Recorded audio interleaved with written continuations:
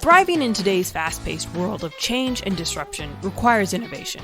Inside Outside Innovation is the podcast that explores the ins and outs of innovation with raw stories, real insights, and practical advice from the best and brightest in the world of startups and innovation. Each week, we'll bring you the latest ideas in lean startup, design thinking, corporate venture capital, and more. Now, let's get started.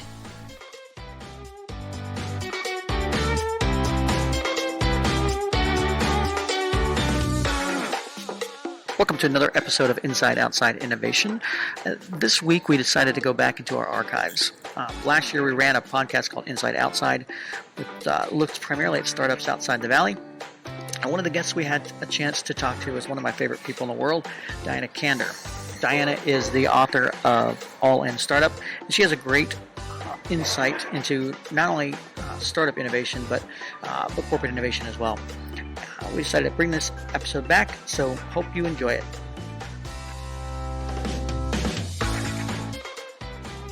All right, so you've got a lot on your plate. You're an entrepreneur, author, Kauffman Fellow, teacher. What gets you excited about building startups and helping entrepreneurs? Gosh, it's such a hard question to answer, but it is true. I wake up every morning thinking about how to help people be more innovative in their life. And I think the thing that drives me the most is that there's a big confusion out there about what the definition of innovation means. So to me, innovation is creating something new that adds value to people. And so often people just stop at the new part. They think that if they just make something that's never existed before, they're done. And I'm just very passionate about spreading the message that creating value is really the important part, and how to help people figure out how to do it. So through your work with Kauffman and your book, All In Startup, you've had a chance to kind of travel and see startups being built everywhere. And part of our podcast is talking about startups outside the Valley and that. What are some of the core challenges and opportunities that you see for a startup trying to build outside the ecosystem of Silicon Valley?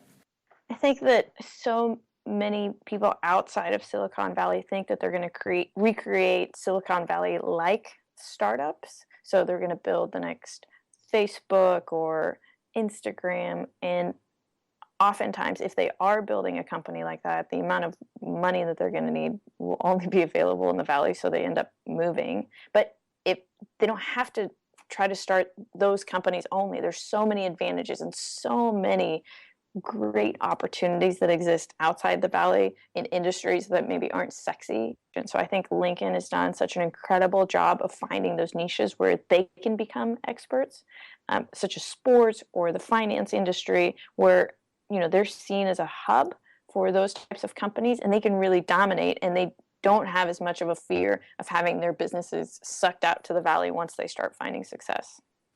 Right. So what are some of the most common mistakes you see entrepreneurs make? Obviously, you see a lot of this early stage stuff, and your book is all about the early stage stuff. What are some of the most common mistakes that you're seeing? So the number one mistake is that people focus on the product and the thing that they're building versus focusing on the customer and the problem that they're solving. So a lot of people think, of course, everybody's going to want this. As soon as I show it to one person, they're going to tell everyone they know about it. It's going to grow virally. And unfortunately, that rarely happens. And that's because people aren't thinking about the customer and their pain point. And I understand why. It's really easy to fall in love with your product or your idea. And it's really scary to go out and potentially be rejected by customers. So oftentimes, people start out by dreaming up an idea and then going to work on building it, in their basement without telling anybody because they don't want somebody to steal the idea. And they spend lots of money and lots of time until they think it's perfect. And then they go out to customers. And oftentimes they find, no love from the customer. So they can't sell their product. And they go through this cycle over and over again, because then they go back to the basement and say, how should it be different? And so they brainstorm new ideas and they keep working on it, go back to customers, nothing. So then they do it again. And usually this cycle ends only when they run out of money. So the opposite way to start a company is to get an idea and say, okay, how can I not waste my time or money building something that nobody's ever going to want to buy. So what's a small bet I can make today to see if people are actually interested in it? Can I pre-sell this product?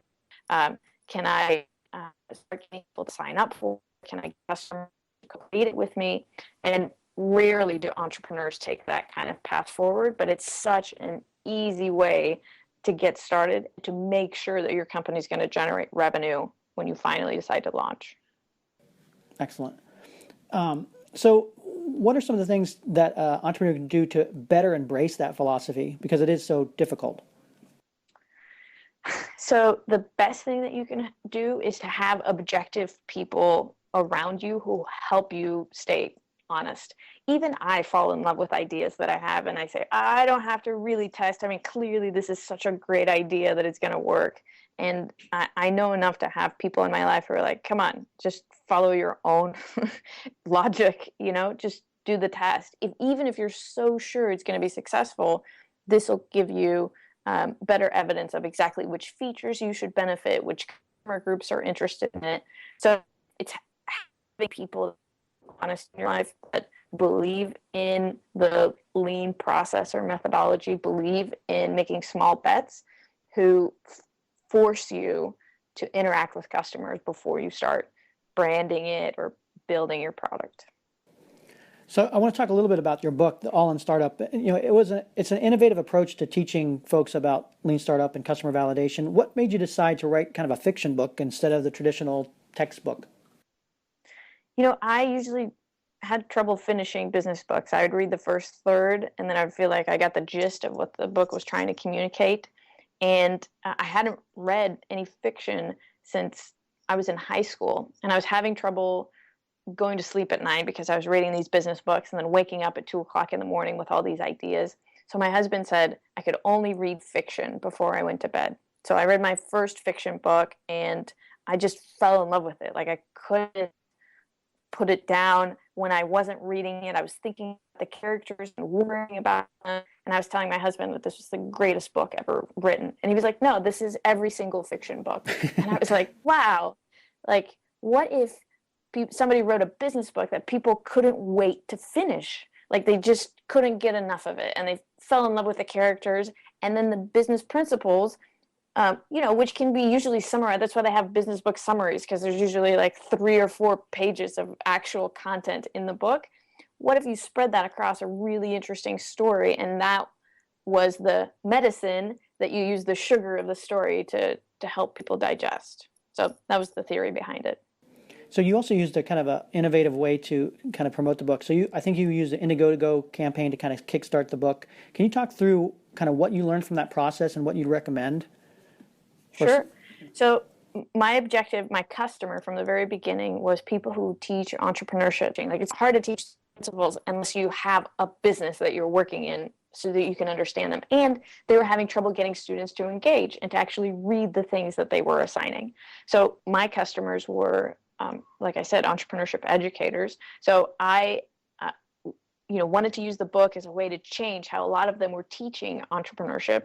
So I created an IndieGoGo campaign to help me do that, and to have individual entrepreneurs who are just as passionate about this way of teaching entrepreneurship sponsor different schools to make sure that I could get the book and the curriculum that I created alongside of it to those individual professors. So that was, one of the small tests that I tried to run, was to see if, I could get community support around this, and to get entrepreneurship educators interested in the concept before the book was ever published. And what did you learn from that process as far as tips and tricks for running a crowdfunding? My number one takeaway was that you should start planning for the campaign long before the campaign ever starts. I'm sure you've heard this from everybody else who's run the campaign, but if you could start contacting people long before the campaign actually launches, like, you shouldn't wonder, just like your startup, you shouldn't hope that it's successful on day one. You should have done so much work beforehand that you know exactly who's going to come and buy on day one. And I could have done a significantly better job of that. Excellent. Tell me about you used something in your class called the $1 exercise. Can you go through that? Sure. There's so many times where we as entrepreneurs think that there are no-brainers in the world. Like, clearly I have a brilliant idea and it's going to, catch on quick. And I try to use different exercises in the classroom to demonstrate to people just the blind spots they can develop. So the $1 challenge is that kind of thing where I give students the instructions to go to a public place and hand out 5 $1 bills. And before they do, they have to write a short business plan. I mean, it's a couple sentences. So they have to say, who they think their target customers are going to be, which is usually everybody, what their marketing plan is, like what is it that they're going to go out and say to people. And then their finances, their financial plan is, okay, out of the 5 $1 bills, how many will you be able to give away? And people are often surprised by the challenge when they first hear it. They're like, I'm giving away free money. Of course, everybody's going to want to take my free money. And almost never are people able to give away all 5 $1 bills. They fail pretty much 99% of the time. And I've now had other professors in other schools, following the curriculum that I send out, also do the challenge, and they have the same results. So the students quickly learn that their initial plan goes out the window almost upon immediate contact with customers. So they quickly change their messaging and what it is that they're going to say to them. And they learn that there are certain groups of people that are more receptive than others. So in some areas, older people are less receptive than younger. Like, younger people don't know enough to be cautious, or weary of people trying to give them something. But older people are like, oh, there's some kind of scam. I don't want anything to do with this. So sometimes they learn that groups of people are more receptive to something than approaching somebody one-on-one. So these are things that you never would have been able to guess when you were just brainstorming the activity. So they learn that their initial plan goes out the window almost immediately, that you discover valuable insights by interacting with customers they never would have thought of on their own. And most importantly, they discover that not everybody wants free money. And that's such an important lesson, because whatever business idea they come up with is not going to be as good as free money. Like, there's pretty much no better product out there than giving people cash and asking for nothing in return.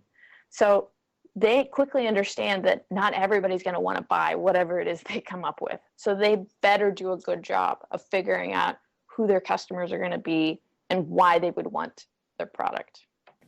That's awesome. So you're obviously not only just a teacher, you've been an entrepreneur. Tell me about a story about the earliest experience that you had about being an entrepreneur, or starting that first thing. Was it a lemonade stand? Was it something? Tell us some stories about that. You want to go that far back?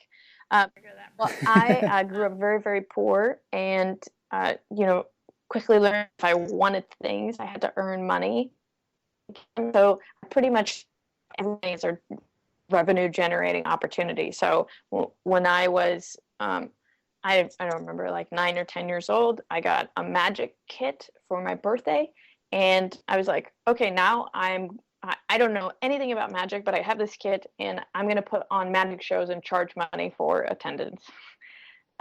So it just started at that age and continue to progress between jobs and different things that I would sell on the side. Like, I found a local flea market in Kansas City where I found all kinds of goods that people in my where I went to high school didn't go out to that part of town, but they really liked some of the things that I found. So I would resell the flea market goods that I was able to find. So that was a lot of high school. I was involved in like door-to-door sales activities. I mean, pretty much anything I tried from a very, very early age. Very cool. So, and tell me, maybe what's the most uplifting experience with helping an entrepreneur get to the next level that you've had? There's so many stories, so it's hard to choose between them. So I see my role, like one of my best roles, is that of a provocateur. So the difference to me between being a mentor and a provocateur is that a mentor exists to answer the entrepreneur's question. So the entrepreneur says, I need I need to learn how to hire people. And then the mentor is like, well, when I hire, here's the procedure I follow. And a provocateur is a person who comes up with the questions that the entrepreneur would never even think of. So they push the entrepreneur to different realms. And in my case, it was one thought-provoking question. So I try to play that role for other people. And just this year, I was working with a student entrepreneur at Mizzou. And when I first met him, he had a business that installed guttering around houses. And he was making enough money to pay the rent and then some. And, through a series of our conversations, he started thinking bigger. And at the beginning of the year, he sent me an email that said, based on our conversations, I'm like jazzed up and I think I'm going to earn $100,000 this year. And when I remember reading that, and I was like, okay, and I just read an article covering the student's business about how he's on pace to hit $100,000 in revenue this year. So that's really exciting when people push themselves to things that they never even thought was possible and are able to achieve it. That's awesome. So last question is, what's next on your plate? So I'm really focused on helping entrepreneurship educators teach entrepreneurship in a really engaging way. So the book is one part, but I'm trying to come up with as many exercises to supplement the curriculum as I can, as many different tools to put into their toolbox. And one of the things I'm really excited about, it's really early to talk about it now, but I have an idea for a replacement for the business plan. So it's a 2-page validated business plan. Rather than 30 pages, you have 2 pages that communicate everything you would have learned in the 30 pages, plus a very simple form that they fill out that produces all of their financial documents. So it's something that's meant to take the business plan writing process from 3 weeks to potentially, 3 to 5 hours. So I'm very excited about that because it will keep the students from having to spend all that time writing their plan, and it'll keep the professors from having to read all those plans. But in the end, the concepts, the thinking about the business will not have changed. You have to go through the same level of analysis and evaluation and validation than you would have otherwise. I'm just cutting out all the extra noise. Fantastic. And where can our audience find out more about you or follow you or reach you? DianaKander.com. That's Diana, Diana, Kander, Kander. And they can find me on Twitter and Facebook. Pretty much a simple Google will find all of those avenues. Excellent. Well, thank you very much for being on the show. And this was perfect. Thank you very much. Yeah, thanks, Brian.